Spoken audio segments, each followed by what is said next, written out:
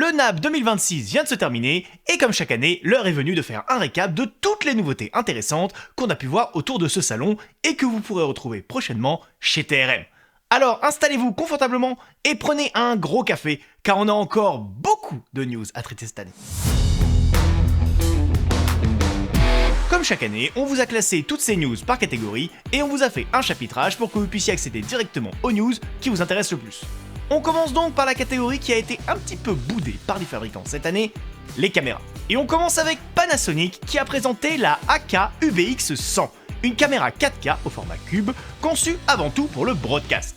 Elle reprend la base technique de l'UCX100 et s'intégrera très facilement dans les setups multicam grâce à son interface unifiée, sa compatibilité avec les remotes Panasonic et son color matching avec des modèles comme la UE160, une des caméras PTZ phares de chez Panasonic. Niveau connectique, elle embarque tout ce qu'il faut avec du 12G SDI, du SFP+, et la prise en charge de protocoles comme le 2110, le NDI et le SRT. Et tout ça dans un châssis de seulement 1,9 kg, pensé pour être compatible avec la plupart des bras robotisés du marché. En parallèle, Panasonic a annoncé un futur autofocus via une update de firmware pour la UCX100 à partir de mi-2026. Dans le même style, Canon a annoncé la MS510, une caméra conçue pour filmer en couleur dans des conditions d'obscurité extrême. Elle embarque un capteur SPAD 1 pouce de 3,2 millions de pixels avec une sensibilité améliorée et Canon annonce même un seuil minimal de 0,006 lux contre 0,01 lux sur la version précédente, la MS500. Cette caméra adopte aussi une monture B4 avec un système optique intégré qui lui permet d'exploiter directement des optiques broadcast de tiers de pouce sans aucun crop. Sur le papier, le positionnement de ce produit est très clair, on est sur un outil pensé pour l'observation nocturne et la surveillance critique, avec en plus des fonctions comme la Haze Compensation, le Smart Shade Control et un pilotage compatible avec tous les écosystèmes Canon déjà en place. C'est clairement une caméra que vous ne croiserez jamais en tournage, sauf si vous travaillez pour les forces de l'ordre. Et dans ce cas-là, je me demande qu'est-ce que vous faites sur cette chaîne. Allez, on continue. Et on enchaîne avec Proton qui ont annoncé la Proton Pro, une mini-cam broadcast clairement pensée pour les productions sportives de haut niveau. C'est notamment eux qui ont équipé les petits drones FPV qui ont été utilisés pendant les JO d'hiver 2026 et qu'on a vu partout sur les réseaux sociaux. L'argument principal de ces nouvelles Proton Pro, c'est son capteur Global Shutter 2 tiers de pouce, conçu pour éviter les déformations d'image sur les plans rapides, là où un rolling shutter peut montrer certaines limites. Malgré son poids plume de seulement 79 grammes, elle embarque des fonctionnalités très broadcast comme le Genlock, une entrée audio et une connexion pour le contrôle optique à distance. Le positionnement est assez clair, c'est une mini caméra prête à déployer, faite pour aller dans des angles spéciaux tout en restant compatible avec toutes les normes broadcast actuelles. Et dans le même style, on a GoPro qui de leur côté ont annoncé un changement de cap un peu spécial avec leur nouvelle gamme Mission One qui se décline en 3 modèles. La Mission One Pro et la Mission One Pro ILS. Pour le coup, on n'est plus vraiment sur de simples action cam. La marque promet une vraie montée en gamme avec un capteur de 1 pouce au format 4 tiers, un nouveau processeur GP3 et des images jusqu'en 8K 60, 4K 240 et même 1080p 960 sur les versions les plus poussées, mais uniquement pour un burst de 10 secondes. Quand même. La version ILS pousse même le concept encore plus loin avec une monture micro 4 tiers interchangeable, ce qui la rapproche presque d'une mini caméra mirrorless cinéma. Néanmoins, on ne sait toujours pas quand ces 3 modèles seront disponibles, et ce qu'on sait, c'est que la version ILS dont tout le monde parle n'aura pas d'autofocus, ce qui risque de limiter sérieusement les usages avec des focales plus longues. Affaire à suivre donc. Ceux qui en revanche n'ont pas été très novateurs, ce sont DJI avec leur Osmo Pocket 4. Une version mise à jour de leur Pocket 3 qui a été un best-seller l'année dernière. On reste globalement sur le même concept de Pocket Cam sur nacelle 3 axes, avec un capteur 1 pouce, mais avec une fiche technique qui se muscle un peu, de la 4K jusqu'à 240 images par seconde, 14 diaph de dynamique, des images en 10 bits, du D-Log, un autofocus plus rapide et l'Active Track 7 pour un meilleur suivi des sujets. DJI ajoute aussi 107 Go de stockage en interne, du timecode, de l'audio 4 canaux avec leur DJI Mic, et une autonomie revue à la hausse. En gros, ce n'est pas une révolution, mais plutôt une Pocket 3++ qui passe un petit cap de plus vers un usage plus professionnel. Mais pas trop, car dans la foulée, des leaks ont laissé supposer qu'une Pocket 4 Pro, cette fois-ci avec double objectif, serait dans les tuyaux. Donc on devrait en apprendre plus très prochainement. Et comme la vidéo aujourd'hui passe aussi désormais par les smartphones, Blackmagic a annoncé la mise à jour 3.3 de leur application Blackmagic Camera sur Android et iOS. Cette nouvelle version s'oriente un peu plus vers un usage en production live. Sur Android, la nouveauté la plus marquante, c'est le contrôle à distance du pré-rec sur les caméras Blackmagic, avec en plus le live streaming vers des plateformes comme Facebook ou Instagram. Tandis que sur iOS, Blackmagic va encore plus loin avec le monitoring et le contrôle via Apple Watch, le support de l'ATEM Camera Control et même la compatibilité avec les Focus et Zoom Demand via le ProDock. En gros, l'idée de Blackmagic est claire, faire du smartphone une vraie petite caméra de prod avec une logique de contrôle et d'intégration de plus en plus broadcast. Et tant qu'on est sur Blackmagic, j'en profite pour vous rappeler que si vous êtes possesseur d'une Pixie 6K, Blackmagic a enfin déployé un autofocus à détection de phase via leur dernier test build 10.0.3.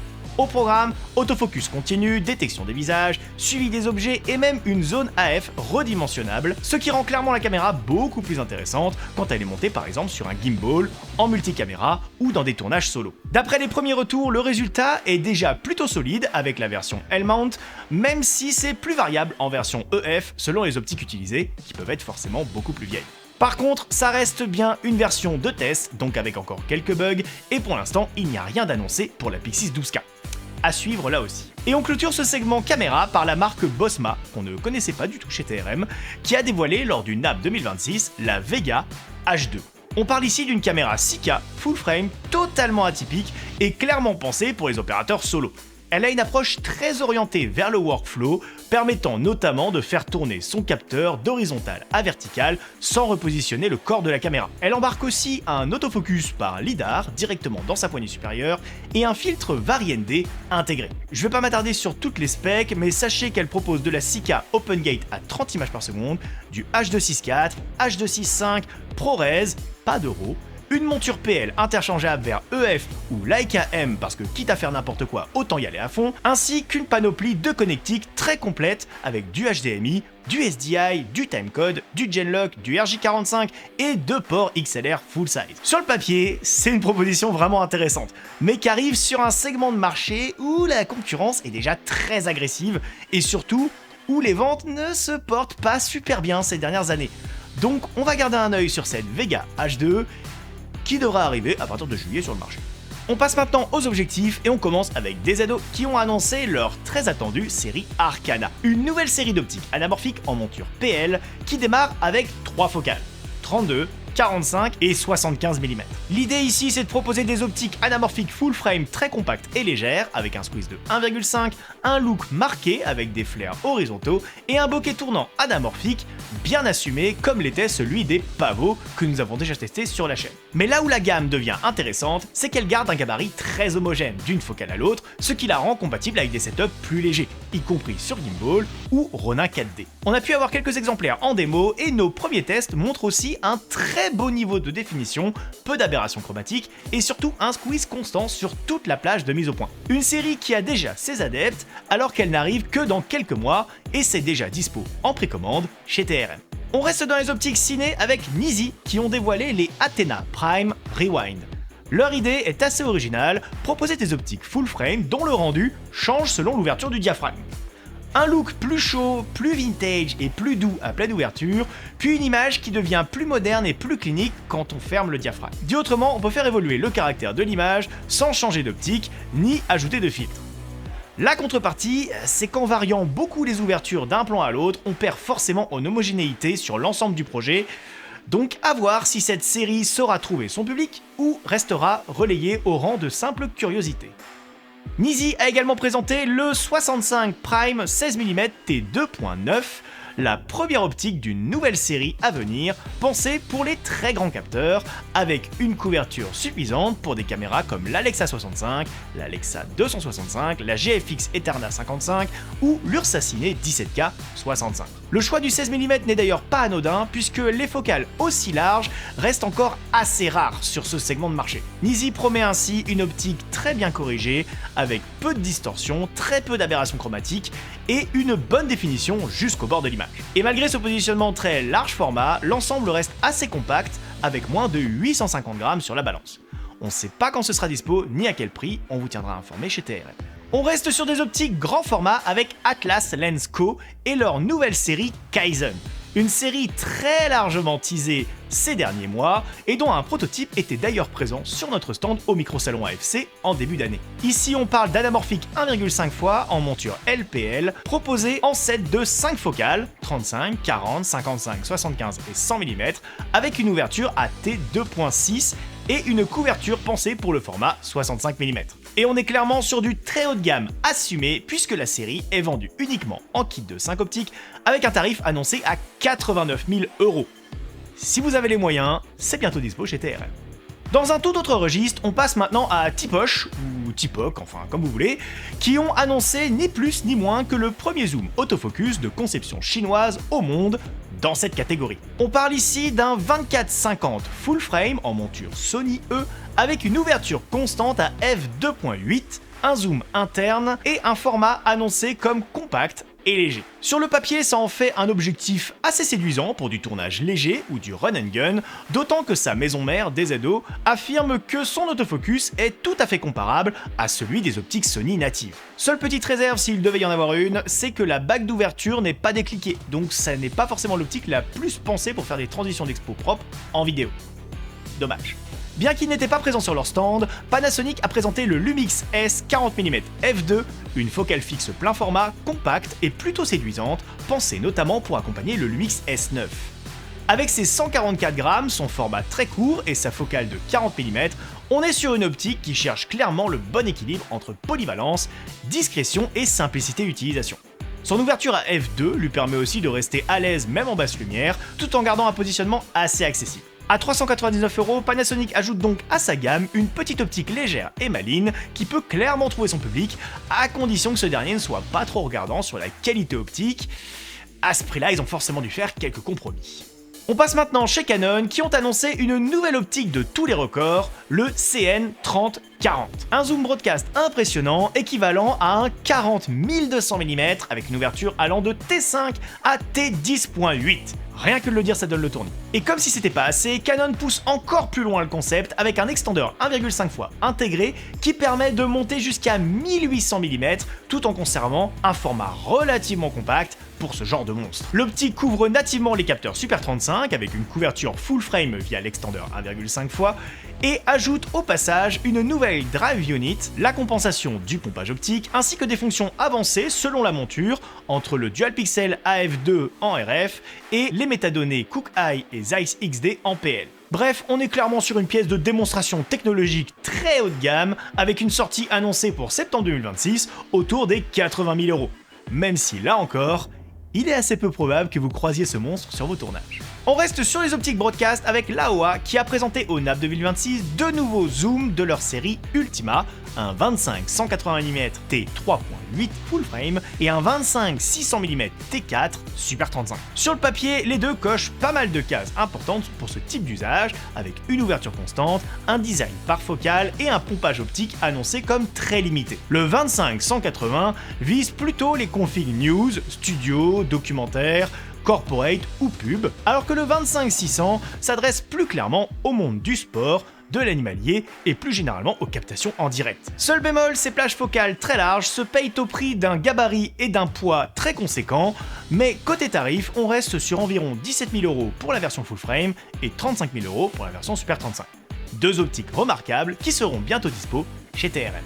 Tilta de son côté avait amené son Nucleus Autofocus Adapter, un adaptateur qui apporte de l'autofocus à des optiques PL manuelles en s'appuyant sur l'autofocus natif de la caméra plutôt que sur du LiDAR. Le système récupère les données autofocus de la caméra pour piloter les moteurs Nucleus M2 avec une bibliothèque d'optique intégrée pour accélérer la calibration tout en laissant la possibilité au premier assistant de reprendre la main en manuel via le FIS.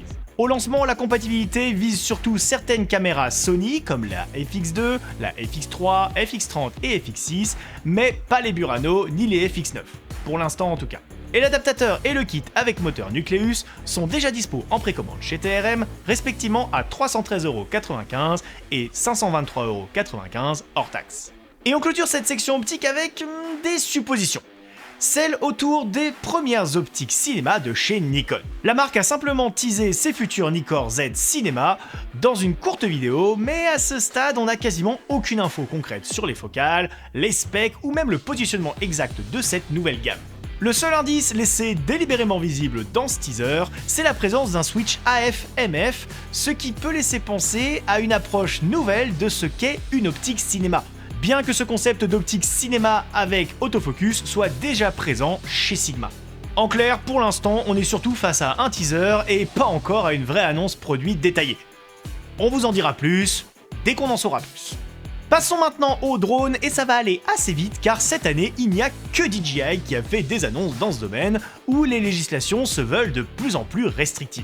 La marque a présenté le DJI Avata 360, un modèle assez particulier qui mélange l'approche FPV avec de la captation à 360 degrés, grâce à des capteurs équivalents 1 pouce capables de filmer jusqu'en 8K 60 HDR. Le drone propose à la fois un mode 360 degrés mais aussi un mode single lens avec en plus la transmission O4+, la détection d'obstacles omnidirectionnelle, un lidar frontal et des fonctions comme l'Active Track 360 degrés ou Spotlight Free pour simplifier les plans de suivi. En clair, DJI cherche ici à fusionner ses drones immersifs Avata et sa caméra Osmo 360 dans une seule machine et à enclencher la guerre face à Insta360 et son anti-gravity. DJI a aussi annoncé en marge du NAB 2026 le Litho 1, un drone très clairement pensé pour les débutants qui veulent quelque chose de simple, léger et rassurant. On est sur une machine de moins de 249 grammes avec détection d'obstacles omnidirectionnels, Active Track, vidéo à 4K 60, ralenti en 4K 100 et photo jusqu'en 8K. Ce n'est pas le modèle le plus ambitieux de la gamme, mais il coche déjà beaucoup de cases, avec 36 minutes d'autonomie annoncée et une transmission O4 jusqu'à 15 km. En gros, c'est le nouveau drone entrée de gamme de chez DJI, très accessible, mais sans le vider de ses fonctionnalités les plus attractives. Et juste au-dessus, DJI a annoncé le Litho X1 qui reprend la même philosophie mais en version un peu plus premium.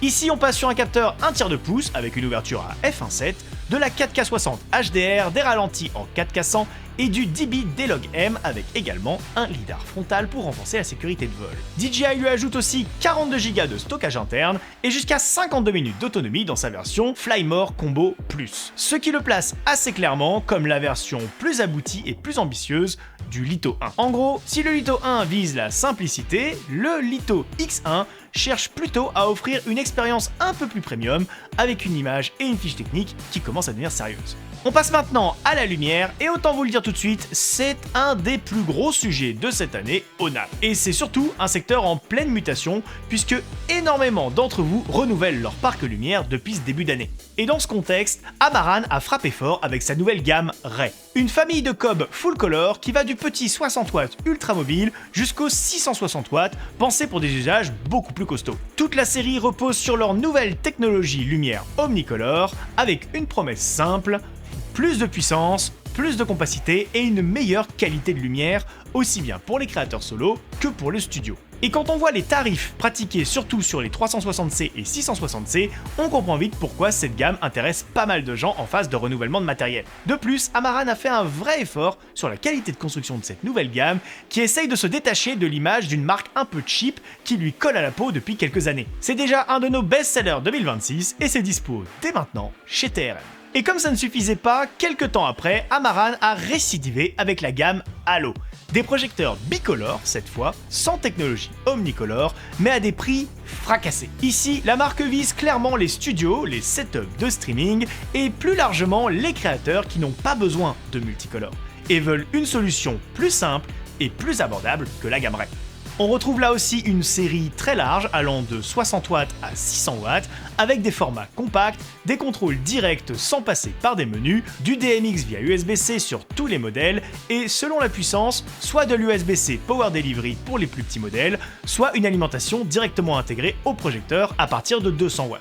Amaran cherche donc à rendre le cob bicolore monobloc encore plus accessible. C'est déjà en stock chez TRM et c'est là aussi un de nos best-sellers de ce début 2026.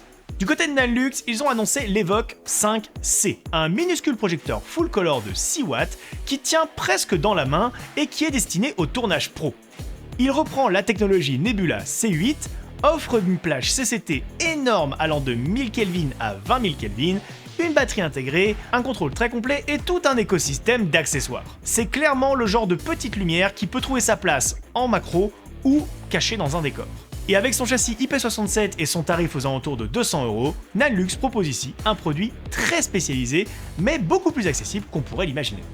Godox de leur côté ont fait plusieurs annonces. Ils ont notamment présenté leur nouvelle technologie Palette Lab qui cherche clairement à rapprocher le rendu LED de celui de la lumière naturelle. La marque met en avant un spectre plus continu, moins de trous dans la restitution des couleurs et un travail particulier sur les rouges profonds pour éviter ce rendu un peu grisâtre qu'on reproche parfois à certains éclairages LED. Un des enjeux majeurs du moment pour ces marques de lumière qui emboîtent tout le pas à Aputure et son Blair Engine dévoilé en 2025. C'est cette techno qui sert de base aux nouvelles sources dévoilées par Godox lors du NAB.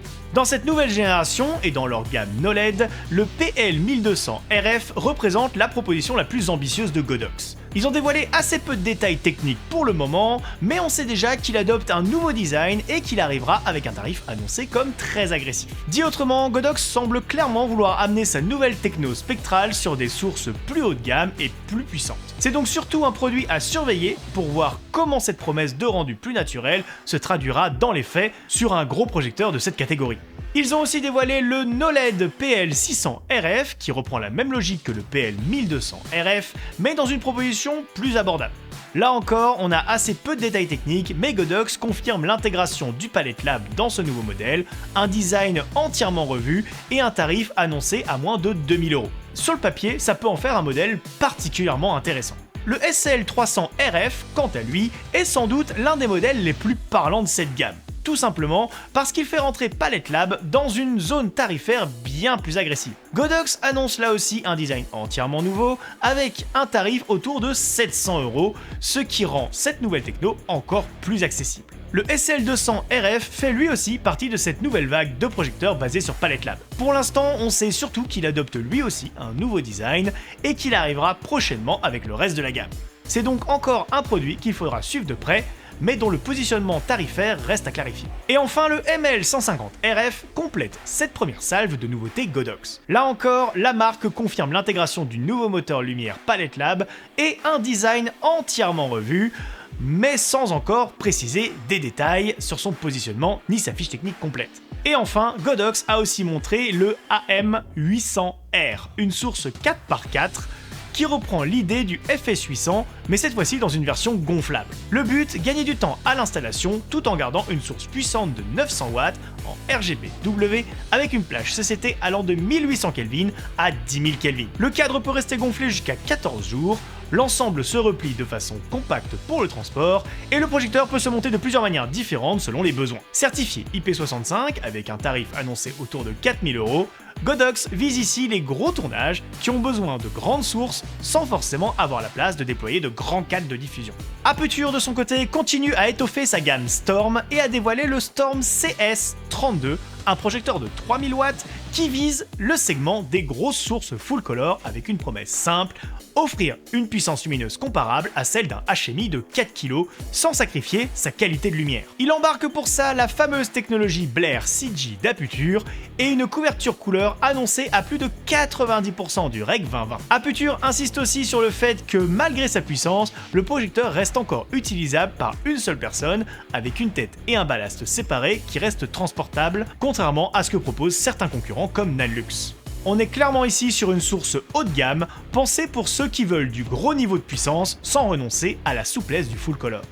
Aputure a aussi annoncé Sidus Link Pro 2.3, une mise à jour assez importante de son appli de contrôle lumière sur iPad. La grosse nouveauté, c'est son visualisateur 3D, un outil qui permet de préparer un setup lumière complet directement en 3D avec le placement des sources, prévisualisation du rendu, réglage du DMX et programmation d'EQ avant même d'être sur le plateau. En gros, Sidus Link Pro cherche de plus en plus à devenir un vrai outil de prépa et de contrôle lumière tout en un et plus seulement une simple appli de pilotage lumière.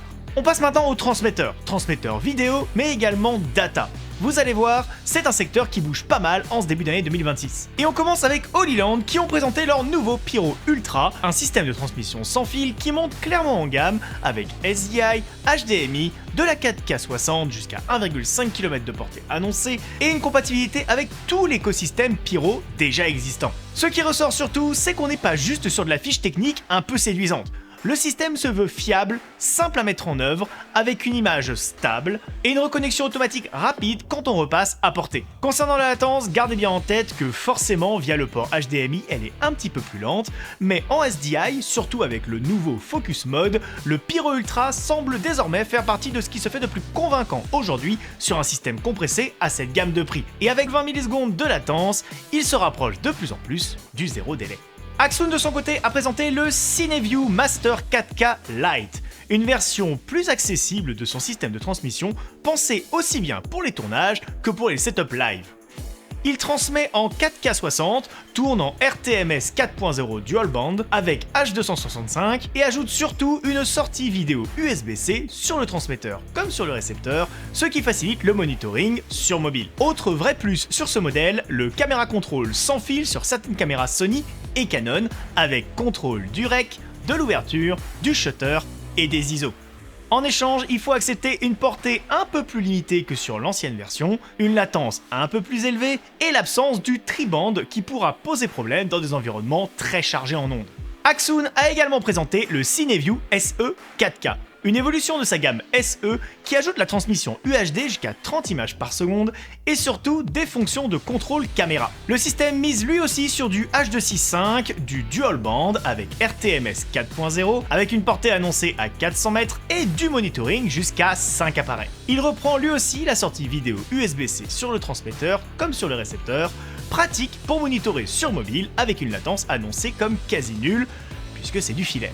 Le CineView SE 4K sera disponible très prochainement chez TRM, aux alentours normalement de 500 €.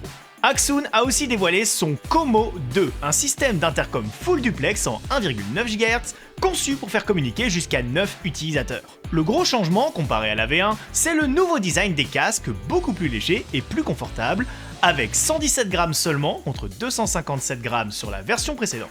Axoon met également en avant une réduction du bruit par IA et une conception améliorée pour mieux tenir la liaison, y compris quand le signal passe moins bien. La portée annoncée monte donc à 400 mètres et son lancement est prévu en mai. Mais sans prix communiqué pour l'instant, on vous tiendra au courant. Arri de son côté a présenté une nouvelle licence Monitor Overlay pour les commandes de points i5 et i5 SX, développée en partenariat avec SmallHD. Le principe, c'est d'afficher directement dans PageOS les infos de focus, d'iris, de distance de mise au point et de données optiques sur le moniteur du pointeur. L'intérêt est alors de pouvoir se passer d'un boîtier overlay externe, donc avoir un rig plus léger, plus simple et avec moins de risques de panne. Le tout reste très personnalisable avec plusieurs modes d'affichage et jusqu'à 3 configurations sauvegardables, pour un tarif annoncé à 680 € par licence. Je vais vous parler maintenant d'une marque encore assez peu connue en France mais distribuée chez TRM, Bitpart et leur gamme Bitbox. Ce sont des transmetteurs de données pour le contrôle caméra sans fil ultra compact. Ils sont pensés pour relier simplement des systèmes de pilotage IP sur des setups caméra et broadcast. Bitpart a présenté plusieurs nouveautés autour de cette gamme, avec en tête les Bitbox Max et Bitbox Mini C. Le Bitbox Max pousse la portée de transmission plus loin avec une puissance RF qui monte à 1 W contre 0,25 W pour le modèle précédent. Bitpart ne communique pas de distance précise de transmission, mais pour vous donner un ordre d'idée, le Bitbox Mini, donc l'ancien modèle, avec ses 0,25 W de puissance, avait 1 km de portée annoncée. Cet ajout de puissance RF permet de mieux traverser les murs, les véhicules et les environnements radio compliqués, tandis que le Mini C modernise le format ultra compact du Bitbox Mini avec une interface USB-C et un mode base inédit dans ce gabarit. La marque ajoute aussi BitControl, une nouvelle application pour Sony Venice, ainsi qu'un utility software et un firmware 2.0 pour aller encore plus loin dans la gestion sans fil des caméras via leurs anciens modèles. On passe maintenant au moniteur avec Atomos qui a dévoilé 2 nouveaux produits cette année. Tout d'abord le Sumo Pro 19, un moniteur enregistreur et mélangeur en 4K HDR de 19 pouces, pensé comme un centre de contrôle on-set. Il combine grand écran, enregistrement en ProRes 422, ProRes RAW, DNX ou H265, monitoring multicam et même la possibilité d'enregistrer 4 flux ISO plus un programme. Le produit mise aussi sur des fonctionnalités très propres aux usages terrain comme le contrôle caméra tactile, le NDI HX3, le Camera to Cloud et la Synchro AirGlue pour synchroniser le timecode de plusieurs caméras très facilement. Le Sumo Pro 19 est annoncé à un peu moins de 3 000 € et il sera très prochainement dispo chez TRM. Dans la même veine, Atomos a aussi annoncé le Shogun AV19 qui est également un moniteur enregistreur mélangeur de 19 pouces mais rackable cette fois-ci et pensé pour la production en direct, le broadcast et les setups multicam. Il combine un écran 4K HDR, l'enregistrement jusqu'en 6K RAW, la capture de 4 flux ISO plus du programme et la connectivité NDI HX3 sur Ethernet. Le produit vise clairement les usages studio avec un format rackable de 7U prêt à être intégré dans une baie ou dans une fly case, plus tout l'arsenal de monitoring Atomos et du contrôle caméra à l'écran. Le Shogun AV19 est annoncé aux alentours de 2 000 € et sera dispo très prochainement chez TRM. On continue la frénésie des moniteurs avec Portkeys qui ont enfin sorti le très attendu Portkeys NT22DS version 2 qu'ils teasaient depuis plusieurs mois. Il s'agit d'un moniteur 21,5 pouces capable d'afficher 3 signaux en même temps dans un seul châssis, ce qui peut clairement remplacer 3 écrans indépendants sur un village vidéo. Le produit mise aussi sur une calibration Kalman en usine pour chaque unité, une dalle de 1500 nits, du Tolly via GPI et la cross-conversion HDMI SDI sans convertisseur externe. Le NT22DS2 est annoncé aux alentours de 1500 € et sera disponible prochainement chez TRM. Petit détour par la post-production maintenant avec Eizo et leur nouveau moniteur Color Edge CS3200X. Il s'agit d'un moniteur de 31,5 pouces 4K pensé pour les workflows où la précision des couleurs est capitale en vidéo comme en photo. Il couvre 99% de l'espace colorimétrique Adobe RGB et 96% du DCI P3. Il gère le HDR en HLG et PQ et mise sur une calibration usine individuelle avec un rapport fourni pour chaque unité par la marque. Eizo ajoute aussi une fonction de synchronisation du signal pour adapter automatiquement l'affichage au signal entrant, ainsi qu'un USB-C Power Delivery de 70 watts permettant d'alimenter l'ordinateur qui y est connecté s'il s'agit d'un portable. On part maintenant chez Sweet qui, après la sortie de leur modèle K21 l'an dernier, a dévoilé cette année au NAB son nouveau X21, un moniteur de terrain de 21,5 pouces annoncé à 1000 nits. Son vrai argument, c'est le multiview. Il peut afficher jusqu'à 4 sources à la fois, mais aussi 3 images verticales simultanément, ce qui le rend particulièrement adapté au setup multicam pensé pour les réseaux sociaux. Sweet ajoute à ça une connectique assez complète, les outils de monitoring habituels, une plaque V-mount intégrée et une valise aluminium fournie. Le X21 est annoncé à un peu plus de 2000 € avec une disponibilité prévue pour le 3e trimestre 2026 chez TRM. Sweet a également présenté au NAB le K7, un moniteur de 7 pouces qui mise clairement sur une chose, la luminosité avec une dalle annoncée à 2800 nits. Et il ajoute à ça une connectique assez complète avec du SDI et du HDMI en entrée comme en sortie, plus la cross-conversion entre les deux. Côté construction, Sweet met en avant un châssis tout métal, un double slot NPF hot swappable et un mode vertical avec l'interface qui s'adapte automatiquement. Le K7 est annoncé aux alentours de 700 € avec une arrivée prévue au 3e trimestre 2026 chez TRM. Et pour accompagner ce moniteur, Sweet a dévoilé toute une panoplie d'adaptateurs d'énergie pour alimenter plus facilement les équipements de tournage qui fonctionnent d'habitude en NPF. Notamment un adaptateur d'étape vers double NPF rotatif, une demi-batterie NPF vers USB-C, une plaque V-mount vers NPF et un splitter d'étape 1 vers 4. L'idée, c'est de gagner en souplesse en alimentant plusieurs appareils plus proprement et en profitant de batteries plus grosses sur des équipements qui tournent normalement sur une myriade de petites batteries NPF. Le tout annoncé avec des tarifs très accessibles et une disponibilité au 2e trimestre 2026, toujours chez TRM. Et tant qu'on est dans le thème, je fais un rapide détour par les batteries, justement, avec DJI qui a annoncé la Power1000 Mini. Par rapport à la précédente Power1000, DJI change légèrement d'approche. On reste sur une capacité presque identique avec 1008 Wh contre 1024 Wh, mais dans un format plus compact et plus léger, à environ 11,5 kg contre 13 kg pour l'ancienne génération. En revanche, la Mini ne joue pas du tout dans la même catégorie en termes de puissance de sortie. Elle est annoncée à 1000 watts max, là où la Power1000 est annoncée à 2200 watts en continu. En clair, la Power1000 Mini semble moins pensée comme une grosse station polyvalente et davantage comme une solution plus mobile pour les déplacements, les petits setups ou les usages terrain plus légers. Cependant, si comme beaucoup de nos clients, vous utilisez ces solutions pour alimenter vos caméras lors de captations en extérieur, quand il est impossible de tirer une alimentation électrique, ça suffira amplement. Si par contre vous prévoyez d'y brancher des lumières, ou carrément la table régie avec sa machine à café, ça ne sera pas fait pour vous. Un peu plus anecdotique, mais FX Lion a présenté 2 nouvelles batteries Veloc étanches haute capacité, pensées pour les équipements qui nécessitent beaucoup de puissance, en particulier les projecteurs LED. On parle ici d'un premier modèle en 14,4 volts et 559 Wh pour des setups jusqu'à 400 watts de puissance, et d'un modèle 26 volts et 489 Wh, plutôt orienté vers des projecteurs jusqu'à 500 watts de puissance. Tous les deux avec double d'étape, certification IP54, coque anti-choc et circuit de protection intégré. Le modèle 26 volts va même plus loin puisqu'il peut se combiner par 4 avec le convertisseur Sky 3 pour sortir jusqu'à 48 volts et 1500 watts de puissance. Côté tarif, il faut compter environ 600 € pour la 14,4 volts et 650 € pour la 26 volts. Des prix, s'ils sont confirmés, qui sont relativement raisonnables pour des batteries aussi spécifiques. On passe maintenant à l'audio et ça va aller assez vite car il n'y a eu qu'une seule annonce vraiment notable cette année. C'est vous dire à quel point ce secteur n'évolue plus trop en comparaison de celui de la vidéo. Rode a donc présenté le Rode Link 2, un nouveau système micro UHF double canal qui marque surtout le premier vrai produit né de leur rapprochement avec Lectrosonics. Le kit comprend 2 émetteurs et un récepteur avec enregistrement en 32 bits à virgule flottante sur chaque transmetteur pour sécuriser les prises en cas de perte de signal ou de saturation sur la transmission en 24 bits. Rode ajoute aussi un port timecode dédié, ce qui le positionne clairement sur des usages plus pro en tournage et en broadcast. Sur le papier, le vrai argument ici, c'est donc moins la révolution du format que l'arrivée de l'ADN de Lectrosonics et leur fiabilité de transmission reconnue dans l'industrie. On passe maintenant à la machinerie avec des guillemets et au trépied. iFootage a présenté le Shark Nano 2 860, la nouvelle version de 86 cm de son slider motorisé développé avec DJI. L'idée c'est de proposer plus d'amplitude pour les mouvements tout en gardant un setup de motion control rapide à déployer et assez simple à piloter. Le système permet toujours de programmer jusqu'à 8 points, propose 5 modes de prise de vue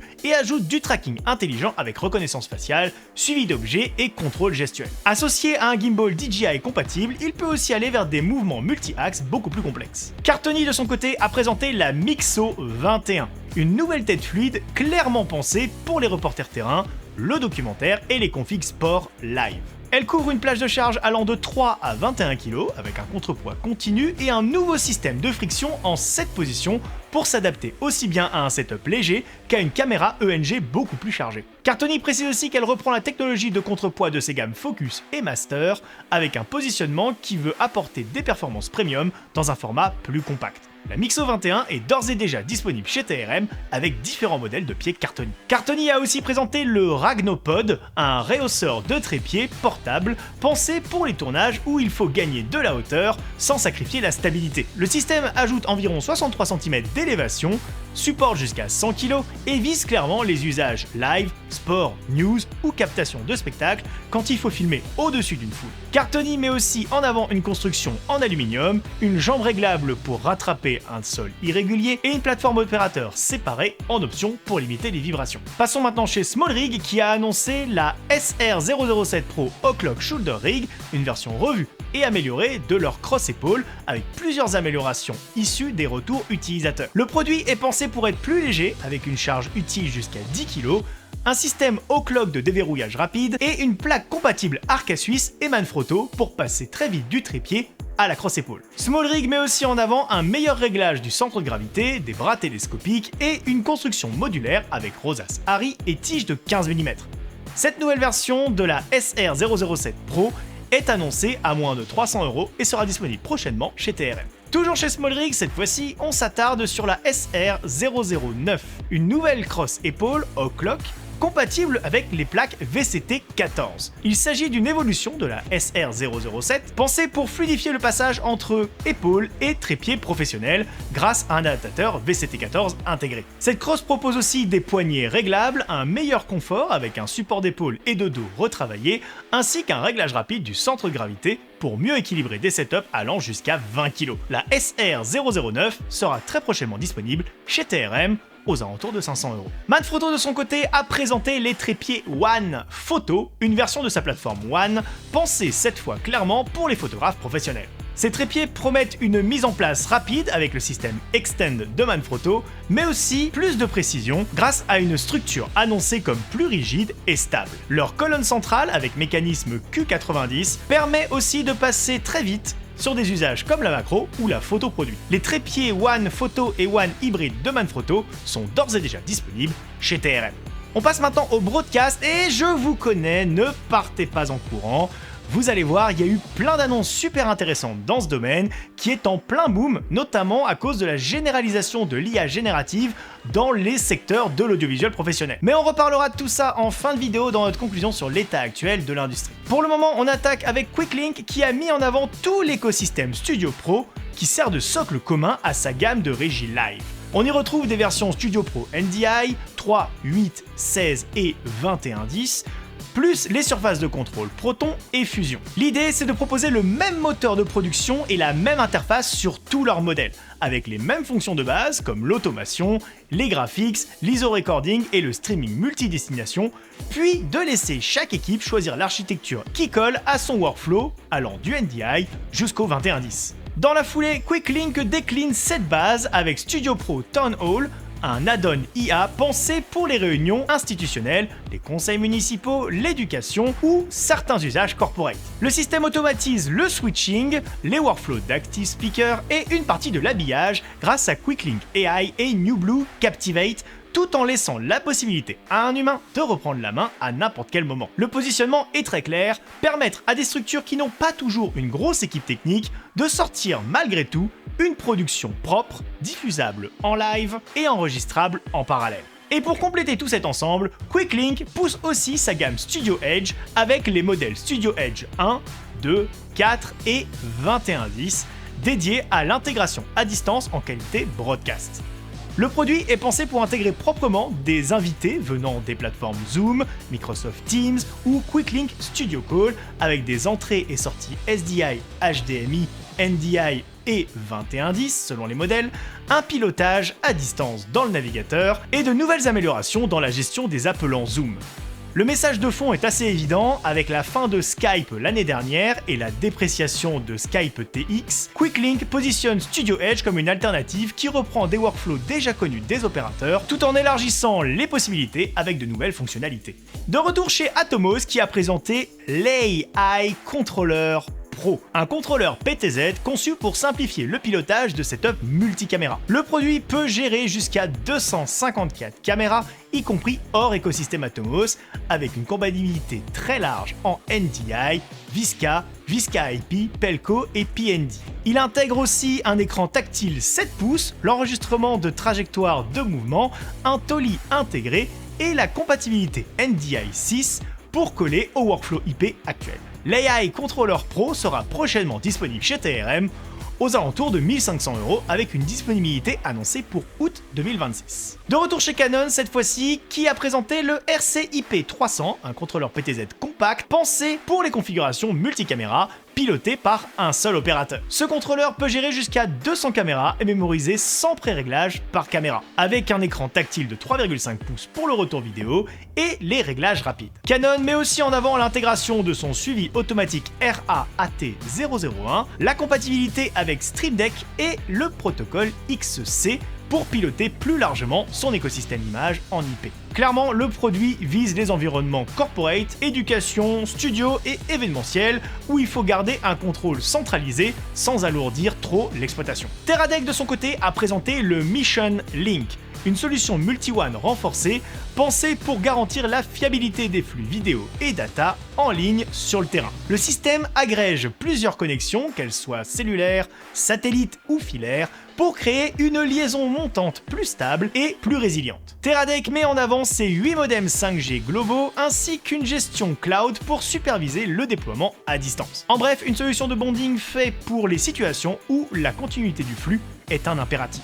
Dans la même veine, LiveView a annoncé le LU900Q, une unité de transmission et de production live qui mise surtout sur une connectivité plus intelligente grâce à LiveView IQ, son pilotage par IA, combiné à de l'eSIM, des modems 5G optimisés et une antenne MIMO. Le produit est pensé pour s'adapter à tous les workflows terrain, du single cam au multicam, avec prise en charge du SDI, du HDMI et de l'IP en HD ou 4K, 10 bits HDR, 422. LiveView met aussi en avant le double retour vidéo, le double intercom, jusqu'à 7 heures d'autonomie et même le transfert rapide de fichiers pour faire du terrain une véritable extension du studio. La marque Roland, de son côté, a annoncé le successeur à son mélangeur Roland V1, le V1 4K. On passe ici sur un mélangeur compact qui ajoute la 4K60, le HDR, des scalers sur toutes les entrées et une sortie USB-C pour le streaming en direct. Roland met aussi en avant le contrôle de caméra PTZ ainsi qu'un mode ROI capable d'extraire jusqu'à 4 cadrages virtuels depuis une seule caméra 4K, ce qui peut être très pratique sur des setups simples ou des installations fixes. Le tout s'accompagne d'un Graphics Presenter 3.0,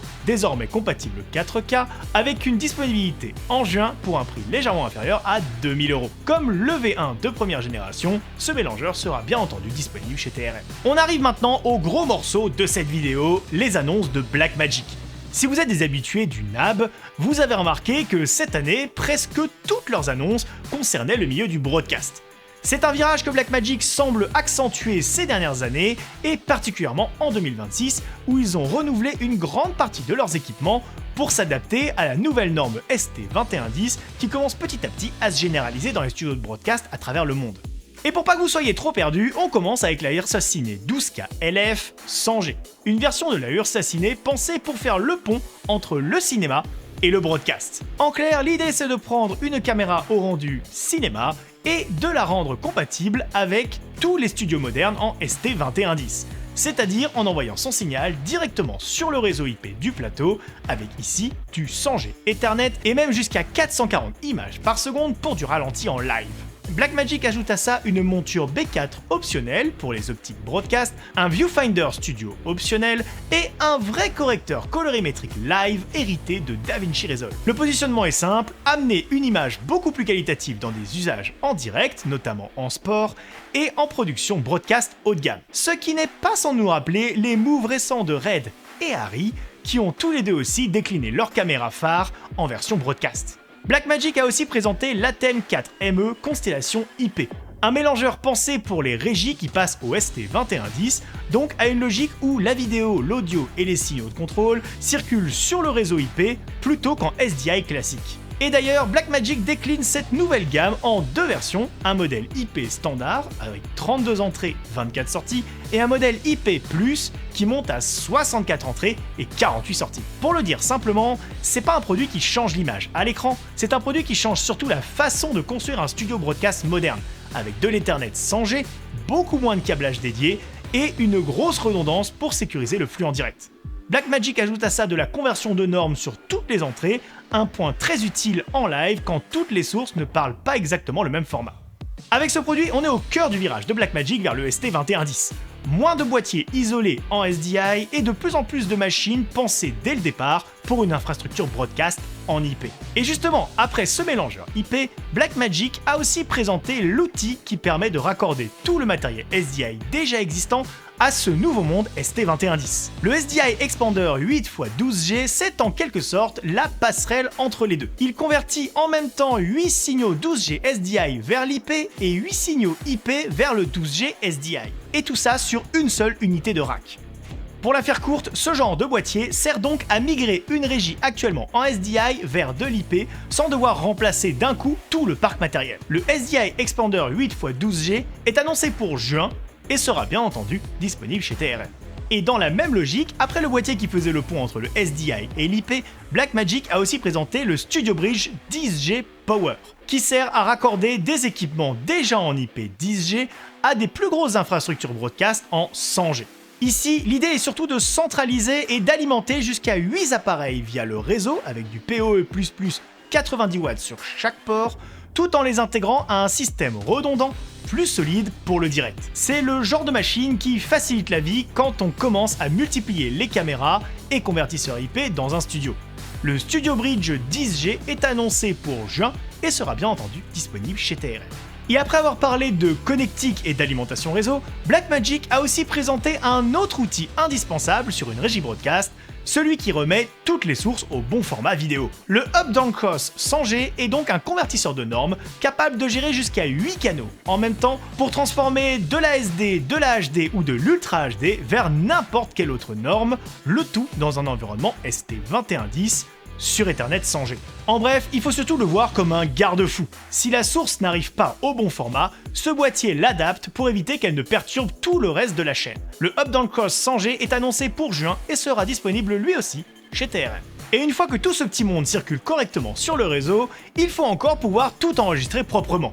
C'est là qu'intervient l'HyperDeck ISO Recorder 100G, un enregistreur pensé pour capturer jusqu'à 8 flux Ultra HD séparés en ProRes directement sur un stockage réseau très rapide.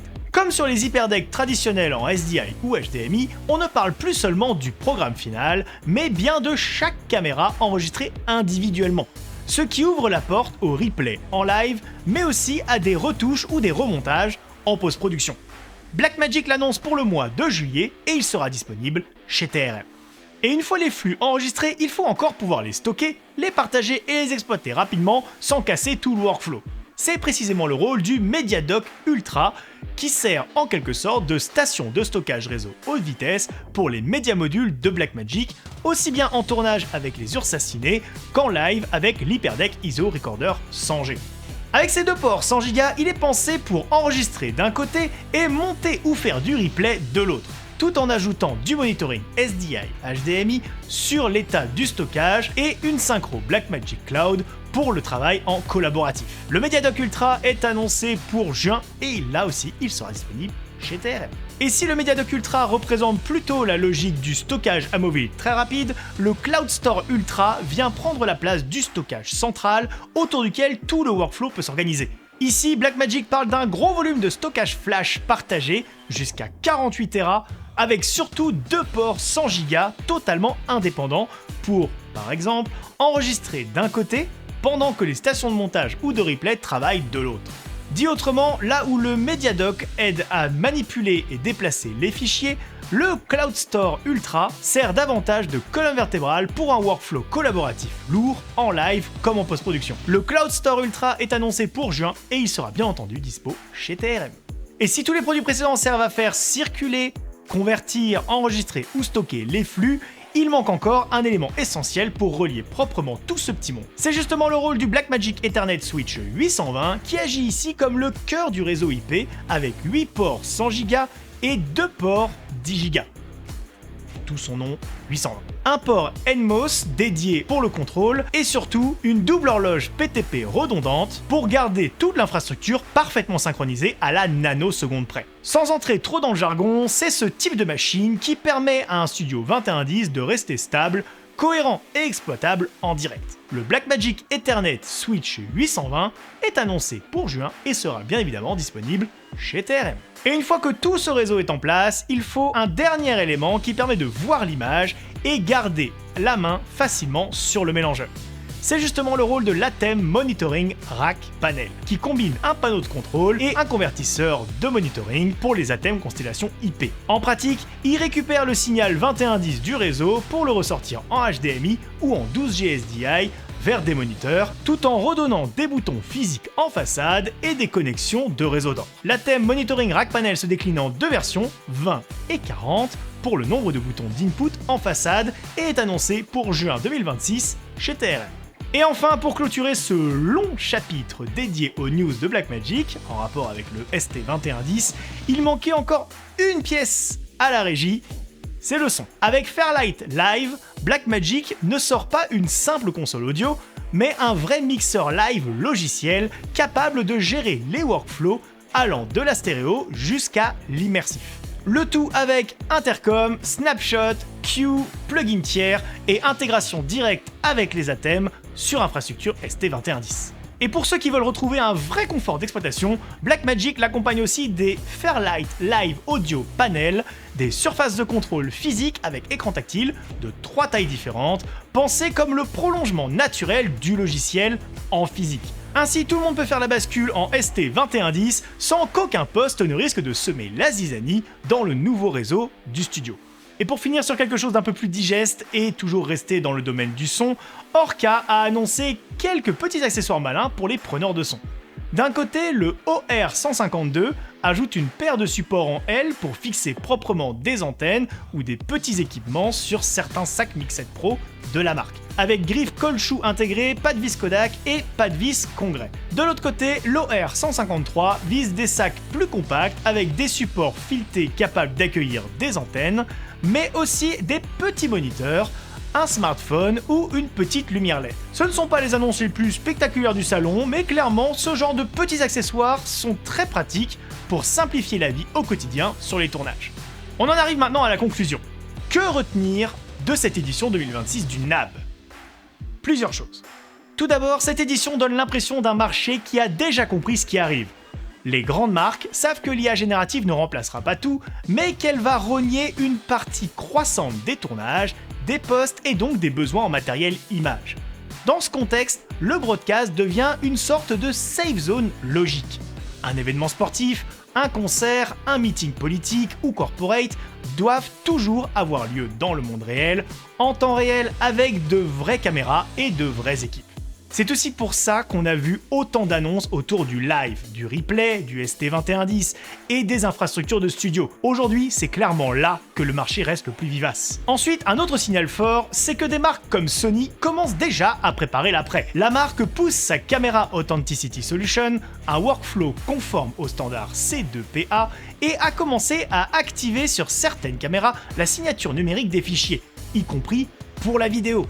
Autrement dit, à mesure que les images générées par IA vont se banaliser, la capacité à prouver qu'un plan a bien été capté dans le réel va devenir une valeur en soi. Et enfin, les prix. On voit bien que le matériel de prise de vue devient de plus en plus abordable, avec une pression générale à la baisse sur les caméras et plus largement sur le matériel image. En revanche, le stockage, lui, suit une tendance inverse.